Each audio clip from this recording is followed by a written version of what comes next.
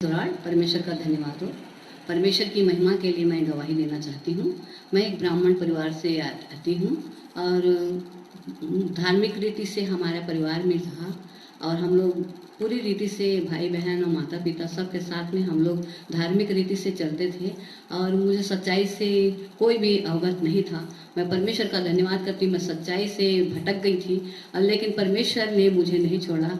मेरा भूत वर्तमान भविष्य परमेश्वर जानता था। मैं अपने भविष्य को नहीं जान पाती थी लेकिन परमेश्वर मेरे भविष्य को जानता है। जिस प्रकार वचन में लिखा हुआ है, तेरे गर्भ में पड़ने से पहले मैं तुझे जानता हूँ।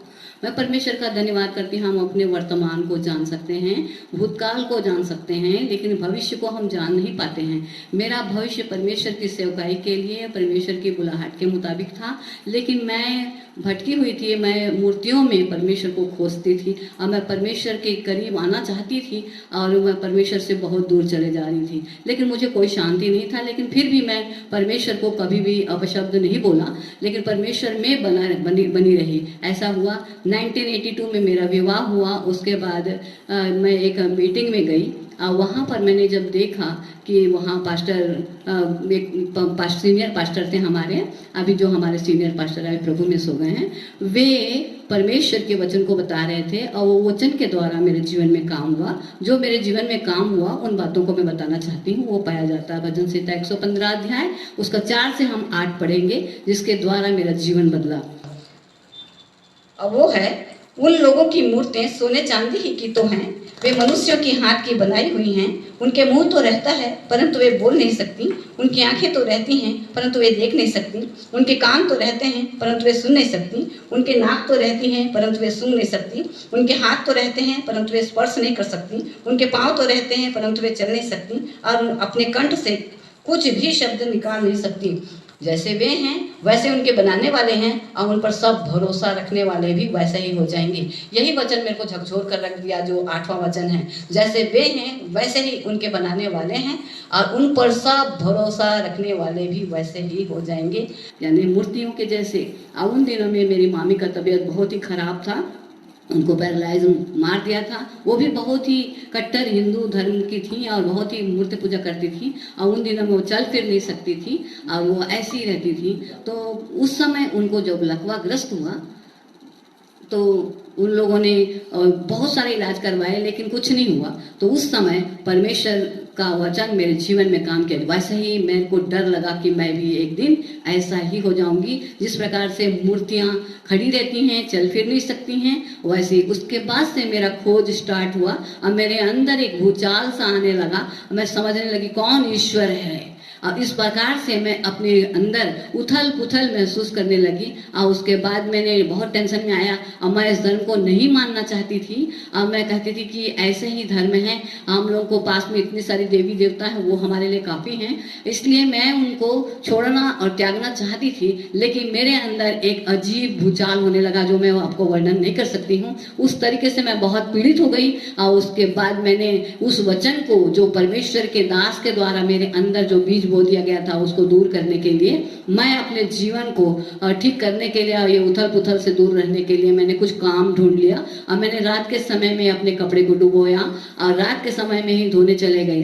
और रात को मैं जब धोई तो मेरा रिंग गुम गया, शादी का रिंग था वो गुम गया और मैं पानी झीले रही, टेंशन में थी। इसके वजह से मैंने बाथरूम में ही रिंग को छोड़ दिया और उसके बाद मैंने वापस आ गया और साबुन, मैं सोची साबुन डिश में होगा लेकिन वहाँ पर भी नहीं, बाथरूम में भी नहीं, और पानी झिलेर दिया। मेरे को याद नहीं था मैं कैसे काम कर रही थी, वो बहुत ही टेंशन में काम कर रही थी। और उसके बाद मैंने पानी झिलेर दिया लेकिन अंधेरा रहने की वजह से मुझे कुछ भी नहीं दिखाई दिया और मैं धो के सुखा भी दी कपड़े लोगों को। उसके बाद मैं देखती मेरे हाथ में रिंग नहीं है और ढीला हुआ था तो मैं साइड में रखी थी तो वो रिंग नहीं दिख रहा है। घर में खोज डाली, कहीं नहीं मिला।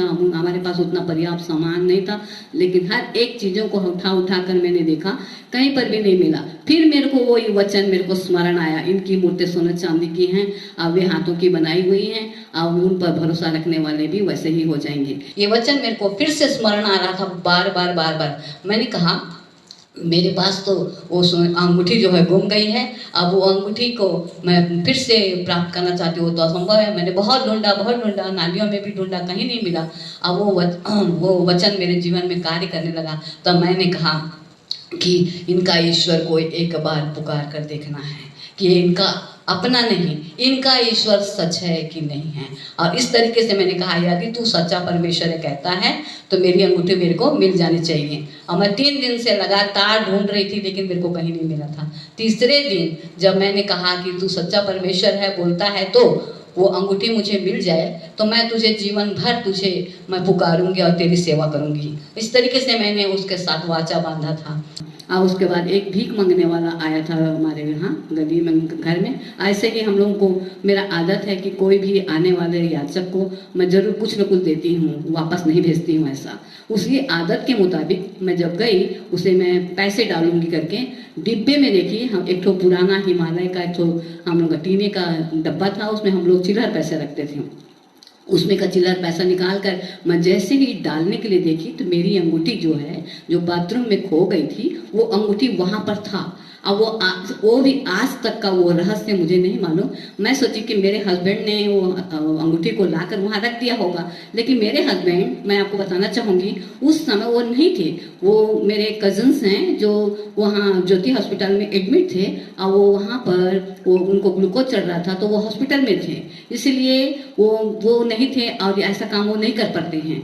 तो मैं आपको बताना चाहूँगी ये रहस्य मुझे झकझोर कर रख दिया और वही रहस्य के वजह से उस रहस्यमयी परमेश्वर को खोजने के लिए मैं अपना जीवन लगाया। उसके बाद मैं बाइबल पढ़ना स्टार्ट किया, चर्च जाना स्टार्ट किया, चर्च की सच्चाइयों को और उस परमेश्वर की सच्चाई और गहराइयों को जानने लग गई। और धीरे धीरे धीरे 1983 में मेरा जीवन बदल गया। और 1 जनवरी 1983 में मैं अपना जीवन परमेश्वर को दिया और बपतिस्मा लिया और परमेश्वर को ग्रहण कर लिया। उसके बाद मैं 13 साल तक का बिना होली स्पिरिट का मैं ऐसे ही रहने लगी। बाइबल पढ़ती थी, दुआ करती थी, बाइबल पढ़ती थी, दुआ करती थी और जैसा बाइबल बोलता था वैसा चलती थी, लेकिन होली स्पिरिट का कोई चीज मेरे जीवन में नहीं था। लेकिन 95 में एक व्यक्ति आए हमारे चर्च में और वो होली स्पिरिट के बारे में प्रीच किए। जब वो प्रीच किए तो मुझे ऐसा लगा कि मेरे को होली स्पिरिट का अभाव है, मैं उस होली स्पिरिट को लेना चाहती हूँ। और उनसे मैं पूछी ये होली स्पिरिट कैसे मिल सकता है? उसने कहा कि दुआ करो तो मिल जाएगा, ऐसा करके उन्होंने कहा। और उसके बाद मैंने 95 लास्ट में मैंने प्रार्थना करना स्टार्ट किया और होली स्पिरिट के लिए मैं प्रार्थना करने लगी। एक दिन ऐसे ही बैठ के मैं दोपहर के समय में होली स्पिरिट के लिए प्रार्थना कर रही थी, प्रभु मुझे होली स्पिरिट से भर दे, प्रभु मुझे होली स्पिरिट से भर दे। मेरे को गाना गाने नहीं आता था, आराधना करना नहीं आता था, लेकिन मैंने मैं देखी मेरे हाथ खुद ऊपर उठ गए और मैं आराधना करने लग गई परमेश्वर का और अद्भुत तरीके से परमेश्वर की स्तुति करने लग गई। और जब मैं स्तुति बोलने लग गई परमेश्वर को, गीतों को गाने के बाद धन्यवाद देने लगी, तारीफ करने लगी, उसी समय पवित्र आत्मा 96 में, तारीख याद नहीं है मुझे, लेकिन 96 में पवित्र आत्मा मेरे जीवन में उतर आया और उसके बाद मैं 3 घंटे तक अन्य भाषा बोलने लगी और परमेश्वर की महान काम को मैंने अपने जीवन में देखा। उसके बाद मैं परमेश्वर की सेवा को करना स्टार्ट किया।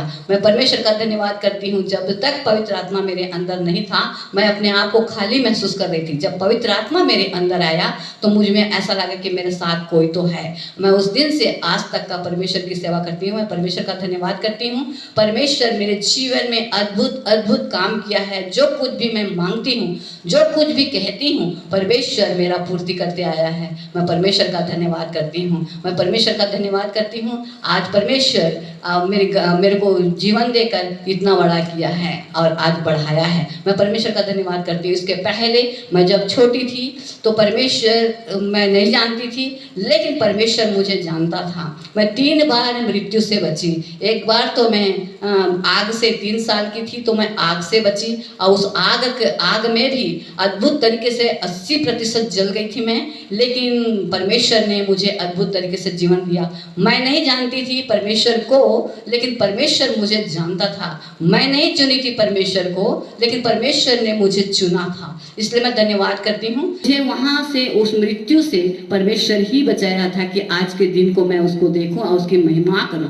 उसके बाद दूसरे बार में पानी में एक गड्ढा था, बहुत पानी था उसमें मैं और मेरी छोटी बहन गिर गए थे और उसमें भी परमेश्वर ने मुझे निकाला और बचाया। और तीसरा जो घटना है, जब मैं रात के समय में सोई थी भाई बहनों के साथ में, जमीन में हम लोग सोया करते थे एक घर में, तो हम लोग जमीन में जब सोए हुए थे तो वहाँ पर एक विषैला सांप आकर मेरे पैर में लपेट लिया था और डसने वाला था। उसी समय मेरी नींद खुल गई, ठंडी ठंडी लगी तो मैं देखी तो एक सर्प था, मुझे अच्छी रीति से लपेट लिया था। अब मुझे कैसे बुद्धि आया, कैसे आया मुझे नहीं मालूम। मैं जो अपनी चादर जो ओढ़ी थी वो चादर के अंदर था और मैं उसको ऐसा ओढ़ के सोई थी, बाहर वालों को पता नहीं चलता। वो मेरे मुंह पर जो चादर था उसको निकाल कर मैं उल्टा डायरेक्शन में उस सर्प को लपेट कर उसको एक कर दी तो वो दूसरे को डस देता। मेरा बगल में मेरे भाई बहन लोग सो रहे थे। इसलिए मुझे परमेश्वर ने उस छोटी सी उम्र में ऐसा बुद्धि दिया और परमेश्वर ही जानता था मेरा भविष्य को, इसलिए परमेश्वर मुझे बचाना चाह रहा था। और वो बात को मैं समझ नहीं रही थी और मैं सोचती थी कि ऐसे ही मेरे को देवी देवता लोग बचा रहे हैं और महिमा मैं उन देवी देवताओं को दे रही थी। मैं परमेश्वर का धन्यवाद करती हूँ। परमेश्वर महान है मेरे प्रियो, आपका भूत वर्तमान भविष्य वो जानता है। इसके पहले कि आपको वो माँ के गर्भ में पड़े परमेश्वर आपके भविष्य का निर्माण कर देता है। और मुझे भी परमेश्वर ने इसीलिए निर्माण किया था गर्भ में पड़ने से पहले। और माँ के गर्भ में पैदा होने के बाद मुझे शैतान ने मार डालना चाहा, लेकिन परमेश्वर जो है मुझे बचाया है। और उससे उस सर्प डंस से भी परमेश्वर ने मुझे बचाया। वो डसने नहीं पाया लेकिन परमेश्वर ने रोक दिया। इन सारी बातों में आदर महिमा महानता श्रेय परमेश्वर को मैं देती हूँ। लेकिन मेरा जीवन उसके बाद टोटली परमेश्वर में बीतने लगा। मेरे पास जो पाप थे वो पाप बड़े बड़े पाप तो नहीं थे, जैसे मैं पिक्चर देखना वगैरह, ये एक नशा था। जिस प्रकार शराब पीने वालों की नशा रहती है उसी तरीके से मेरा पिक्चर एक नशा था। और मैं बहुत पिक्चर देखा करती थी। प्रभु में आने के बाद भी पिक्चर देखने लगी। एक दिन परमेश्वर ने मुझे बोला कि तू पिक्चर को देख ले या फिर मुझे ग्रहण कर ले। तो मैंने कहा कि नहीं प्रभु, मैं पिक्चर नहीं देखूंगी, मैं तुझे ग्रहण करूंगी। और उसके बाद से मैंने प्रभु को लिया और उसके बाद मैंने उसको त्याग किया। त्याग करते वक्त बहुत दुख लगता है मेरे प्रियो, लेकिन उसके बाद बहुत ही अच्छा हो जाता है। मैं परमेश्वर का धन्यवाद करती हूँ। वही तकलीफ हमको शरीर में देकर और उसको उन चीज़ों को, उन अभिलाषाओं को कंट्रोल करने से एक अच्छा वस्तु हमें मिल जाएगा। इसलिए वो बात को मैंने अपने जीवनों में मैं सीखा है और मैं बढ़ी हूँ परमेश्वर में। मैं धन्यवाद करती हूँ। आज मेरा परिवार प्रभु में है, इस बात से मैं आनंदित हूँ। मेरे मायके पक्ष के, ससुराल पक्ष के सारे लोग प्रभु को ग्रहण किए हुए हैं, इसलिए मैं धन्यवाद करती हूँ। इन सारी बातों में आदर महिमा महानता श्रेय परमेश्वर को देती हूँ।